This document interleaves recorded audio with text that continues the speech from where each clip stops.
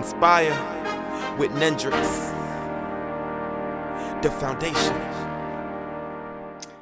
Welcome back to Your Best Life with Dr. Hairston, president and founder of Embracing Arms and creator of the brand movement, #YourBestLife. We are finally here. This is super fun for me. You guys already know I love talking to people, and I especially love bringing people onto this platform because I get to bridge my natural capacity to be super nosy with research and elevating voices of amazing people all over the country. So this is part 2 of Welcome to the Real World, which is a series of interviews where we get to talk to college graduates who have matriculated through their institutions within the past 4 years from all over the country about their collegiate experience and their preparedness for life after college, entrepreneurship, COVID-19, as well as workplace success. Several years ago, I explored this topic in my research during my doctoral candidacy and found that young people and industry leaders disagree on what are most important skills necessary to be successful at work. According to Forbes magazine, they suggest that 5% of US adults say high school grads are very prepared for success in the workplace, and 13% of adults say the same about college graduates. There are several areas for improvement to point to within schools and colleges, but here's one real simple explanation, which was also shared by Forbes magazine, for why today's students aren't ready for work. And that is, they are the least working generation in US history. The factors of college that are linked to success in the workplace, unfortunately, happen for too few graduates. And although there are promising increases in practices such as project-based learning, those are those opportunities for our students to get closer to mimicking real world, experiences, which happens in high schools. There's still a very long way to go. Only a third of college graduates had an internship during college where they were able to apply what they were learning in the classroom, but those who did were twice as likely as those who did not to have a good job waiting for them upon graduation. With such a profound relationship, it is fair to wonder why an internship or co-op isn't a required component for graduation.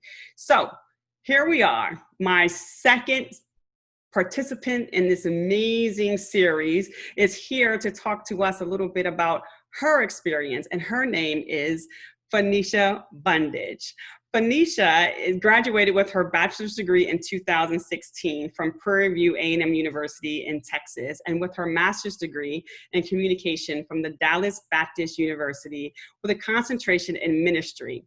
During her tenure at Prairie View A&M University, Phoenicia participated in service learning programs, the university's world famous Marching Storm as a Black Fox, and other leadership opportunities.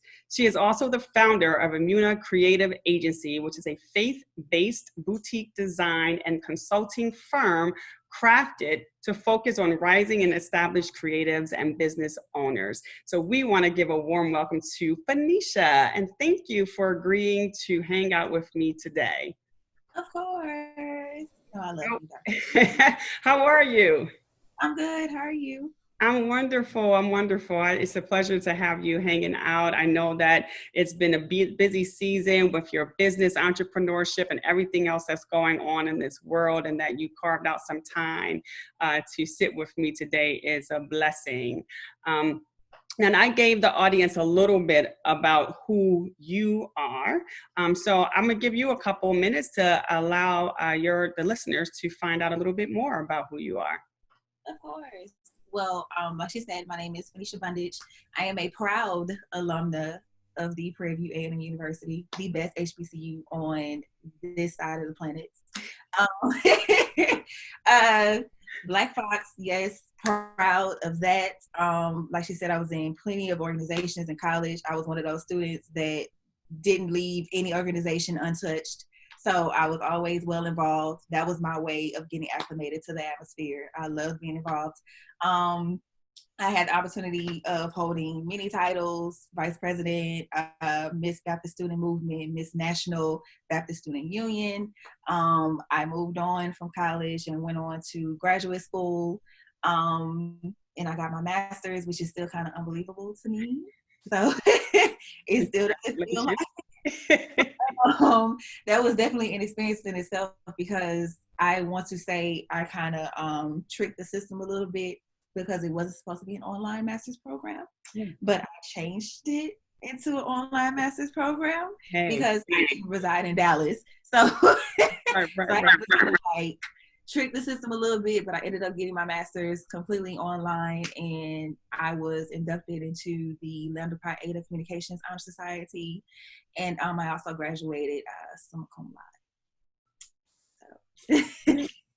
I never had summa on anything. So that is impressive. Well, that is so fantastic. In undergrad, no, really everything I tried to accomplish in undergrad, I accomplished with my master's. So I wanted to do those two things. So, absolutely. Yeah. Absolutely. Well, I knew that you had, you were participating in so much on campus, as, during my tenure there. And I kind of watched you go through the process and go through the trials and tribulations of leadership and participating in activities. And so I knew that there was a lot more to Phoenicia Munders than the small clip of information that I share. So thank you for sharing that information. I also know that you've been out of undergrad for a couple years now, recently graduating with your master's in 2020. But tell me about your undergraduate experience. Like, what surprised you when you got on campus? And did you feel prepared for the undergrad journey? So first things first, just like any other high school graduate, you weren't sure whether or not you were going to go to college because you graduate with these uncertainties. What if college is not for me? So, and then also I had applied to other schools before Prairie View. So Prairie View actually was not my first choice when I wanted to go to college. So it seems like as the season was getting closer and closer to, actually moving on campus and things like that, I didn't get accepted into Prairie View until like a month before, moving on campus.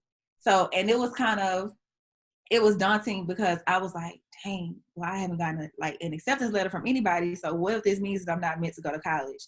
So as soon as my mom went to the mailbox, she got the letter out of the mailbox. It was like, okay, this may be it.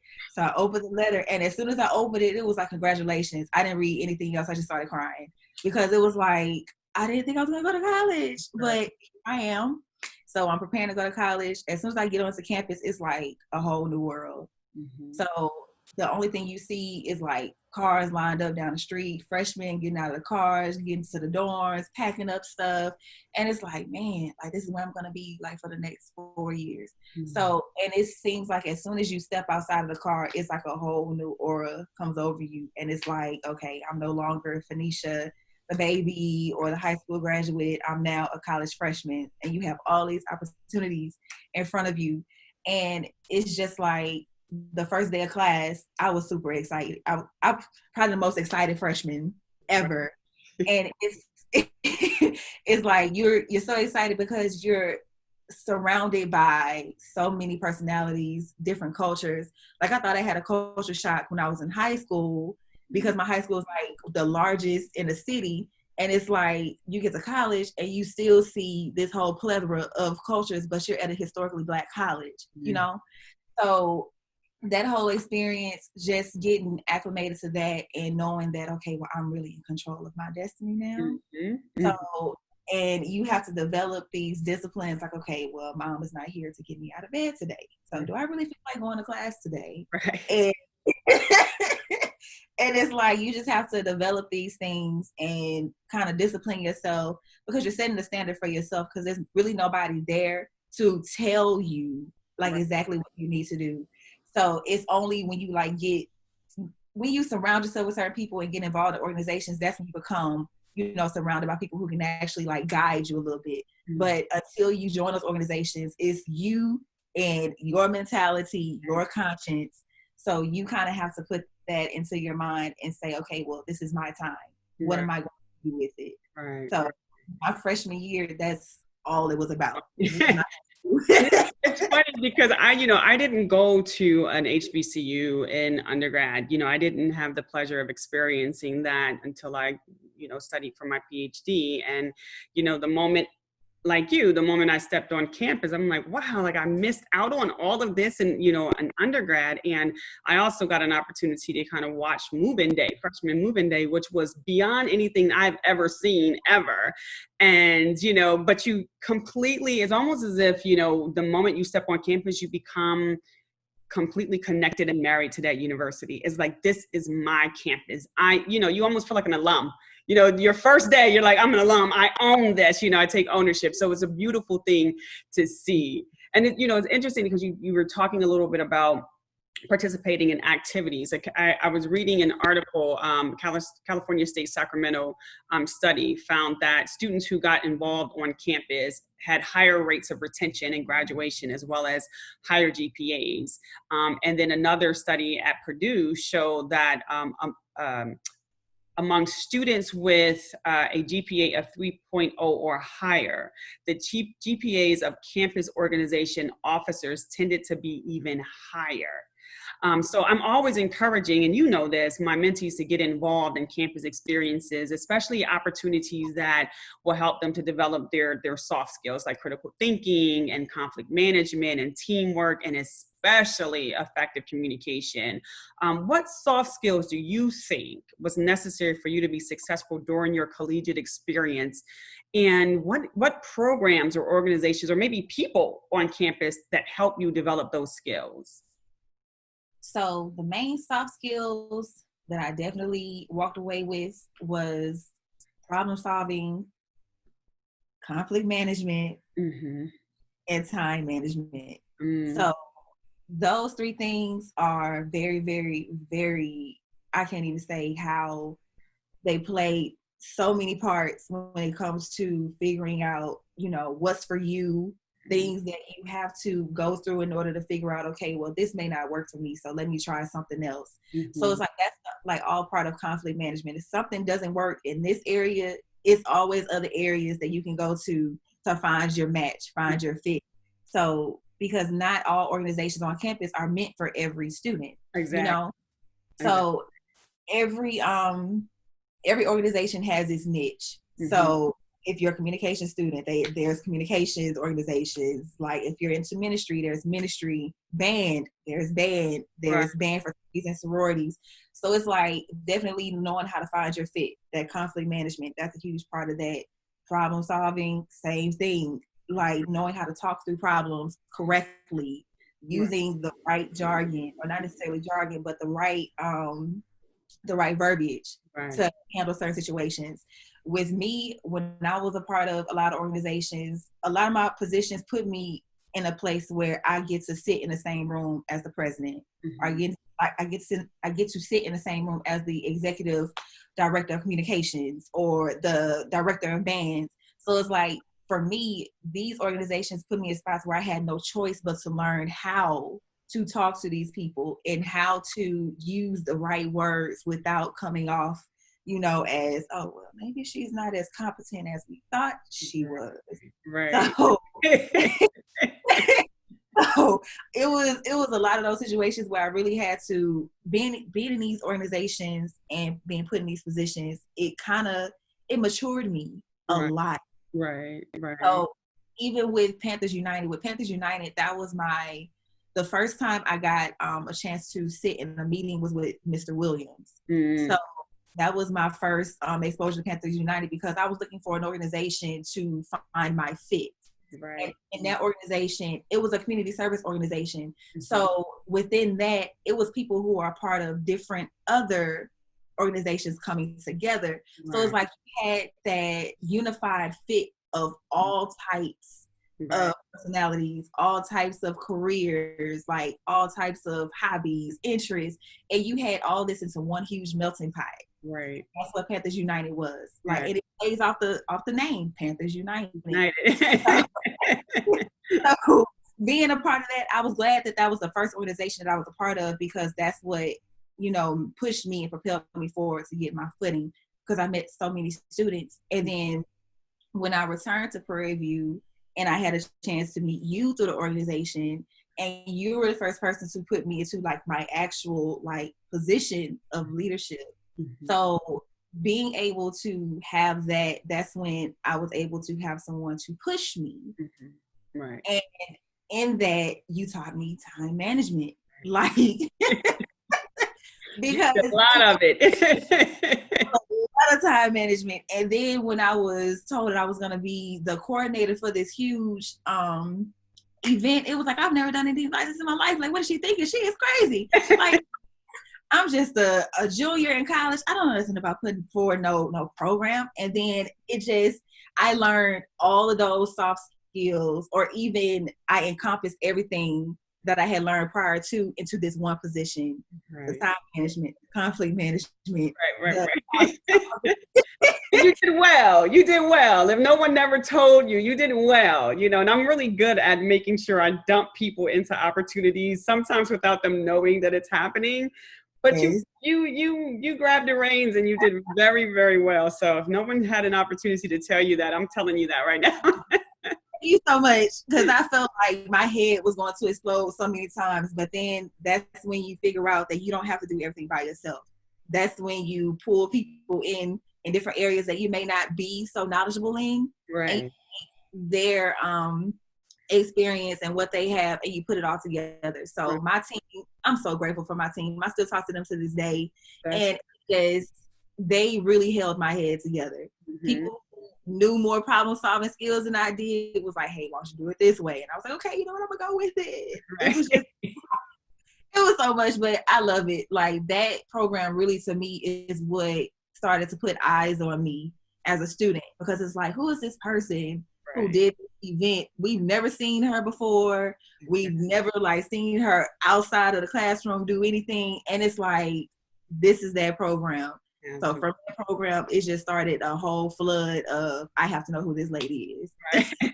And it's great. I mean, I think some people don't really realize the value of participating in those student organizations, and the value, and the other piece is that when you're in those student organizations and you're challenged to do things like I challenged you, that you're forced to have to deal with, how do you deal with this conflict? How do you deal with my times? I still have class. I got this big program.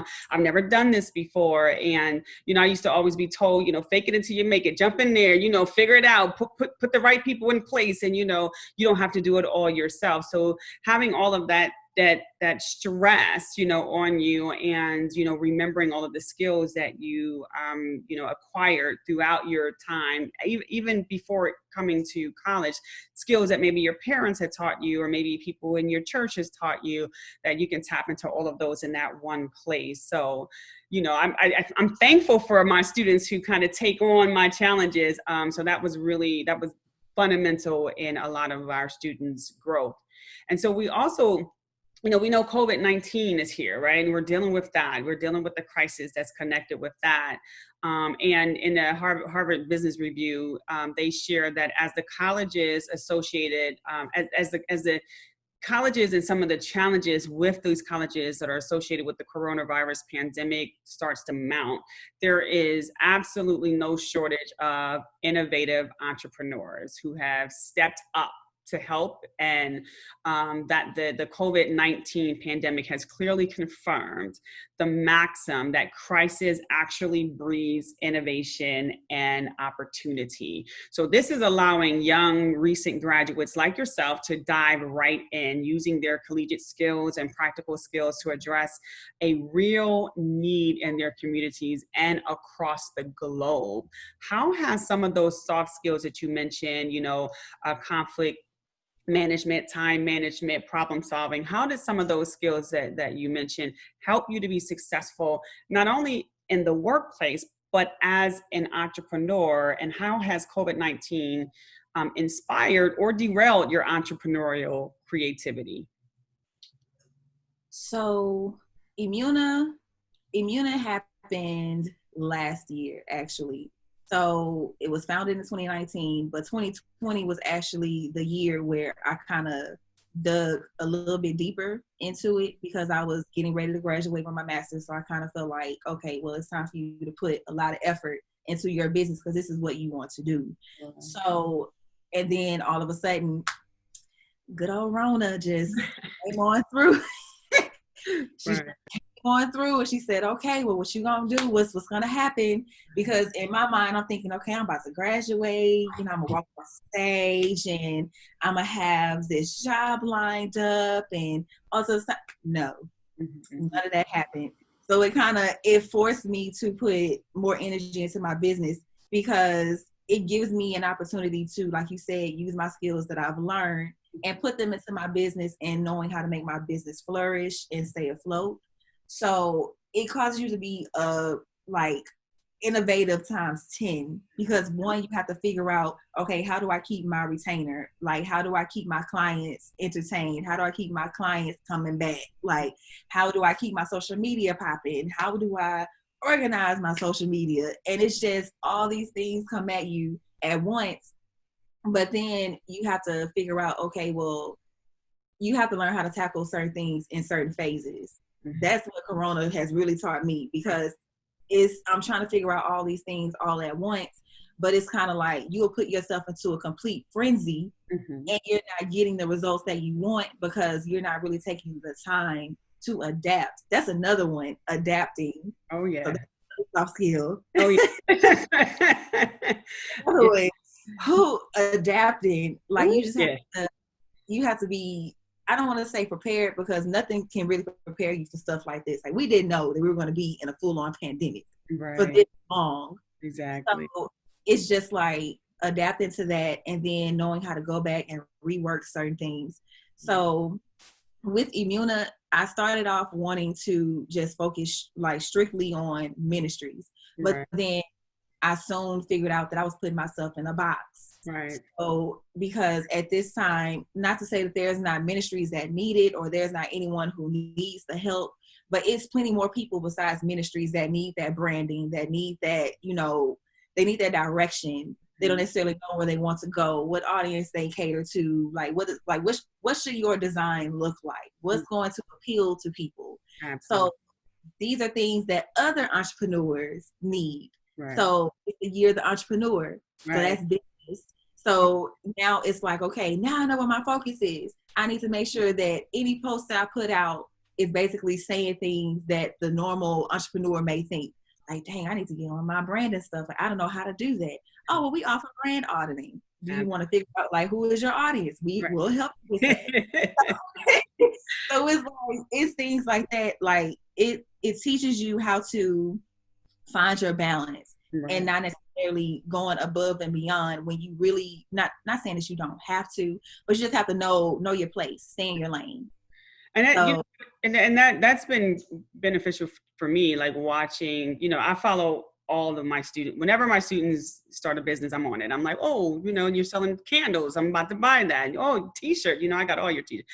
Give me a t-shirt. Like, as soon as I'm always really supporting our young people, because I know how important it is to be supported, number one. But I also, was really excited when you launched the creative agency, because I knew that even with my business, that I hadn't done anything with my logo. I hadn't done anything with my brand. I hadn't done anything for a long, long time. And so finally I'm like, wait, hold on. I know who I can go to help me with this. And so being kind of prepared for these opportunities and having to make adjustments, even in your entrepreneurship, while your initial thought was, I'm going to focus only on faith-based organizations. But there are other people who need the exact same thing. So I really appreciate that. And me, as soon as you sent me just a draft of the logo, I was like, yes, done. I'm putting it in everything. Like, hold up, wait, first of all, pay me. So I really, really appreciate that.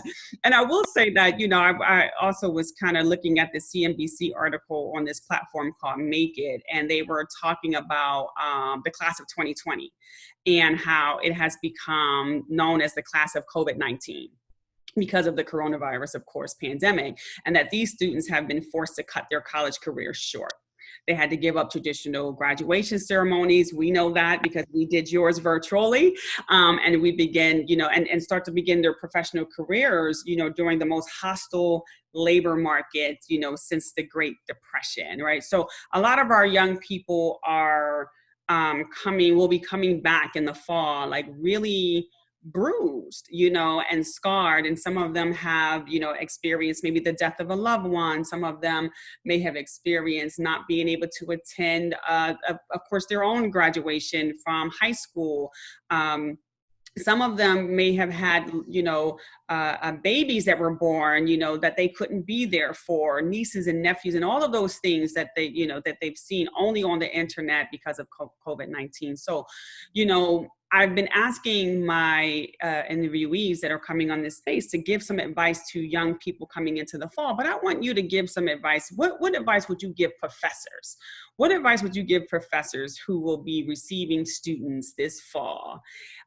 Students that are still suffering the impact of COVID-19, and preparing to transition from what was normal traditional school experience in a classroom now to, for many of the universities, you're going to be on an online platform. What advice would you give professors? So I actually work in higher education. So I am a full-time academic advisor. So I actually see the firsthand, like, anxiety attacks, panic attacks, students who don't necessarily know what to do, what next steps to take. They don't know whether or not they're going to attend school in the fall, whether or not they want to drop out. I've seen quite a few term withdrawals. So it's a lot. But as far as professors, you just have to really, really, really show a lot of grace. Like, it's no way around it, because how can you expect for students, first time in college students, like this is their first time in college, and they're experiencing all of this on top of preparing to sit in a classroom or even sit in front of a laptop. This is their first experience with college. So you have to kind of put those 20 or 30 years before behind you and kind of figure out, okay, well, I'm going to have a classroom full of college freshmen. And a lot of them have never experienced anything like this in their lives. So how can I make it more comfortable for them? And how can I make it to where they feel that, okay, well, this professor, they definitely understand what I'm going through at this time. Because even though you're a college professor, not to say that you don't know what they're going through, or you can't even fathom, because some can, because some are even getting their students off to college. Right, exactly. And and it's like, even you as a parent have to understand, like, my own child is going through this. So if I'm making it comfortable for my child, why can't I do that for my students? Absolutely. So it's just like being very compassionate, showing grace. Even you as a professor have to adapt. So that adaptability has to come into play. And you have to think about it. Now everything is going to be virtual.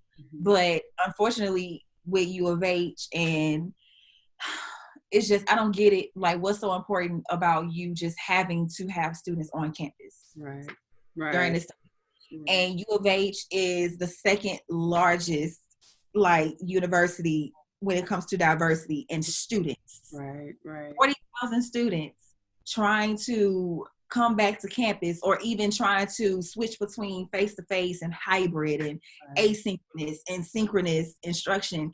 And it's like, are you even taking into consideration, you know, what's happening right now? Like, people, germaphobes are going crazy.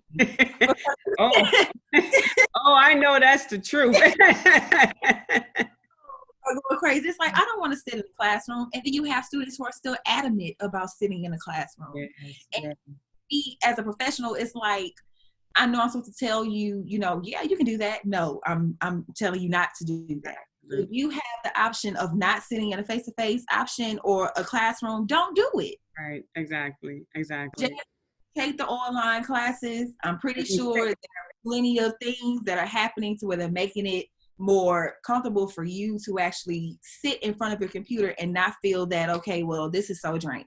They're hoping professors are making their lectures super interactive. That's all I say.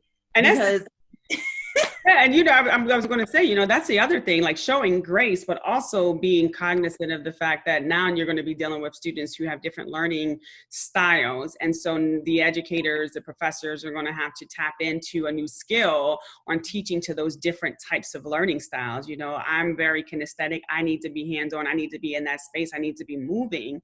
And so you have students who learn that way also. Well, now we're switching it to our digital platform. So how do I, as an educator, help to engage that student so that they can receive the message and learn and master the information? And so, I do appreciate, the suggestion and the advice to the teachers to definitely, number one, show some grace, and also tap into, building your skill on how to teach to the different learning styles. And we're just hoping that the fall, it turns out to be as productive and, smooth as possible for our young people coming, back on campus for some institutions, and those who are going to be doing hybrid for others.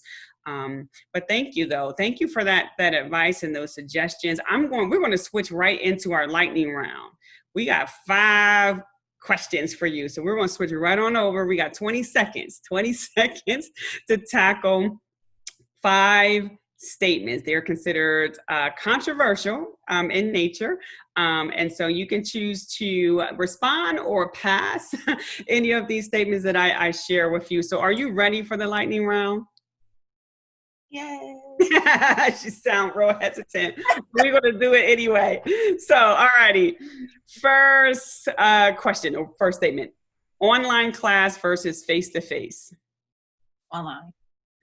SATs or standardized testing? Neither.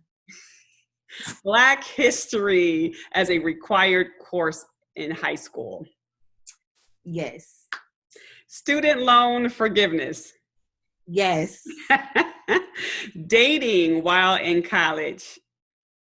Yes. All right. You're the first one who says yes about dating while in college, but that's okay. We're going to have a whole nother segment talking about dating while in college. But I want to thank you, Fenisha, for joining us today. This is always a pleasure to have you, sit and chop it up with me.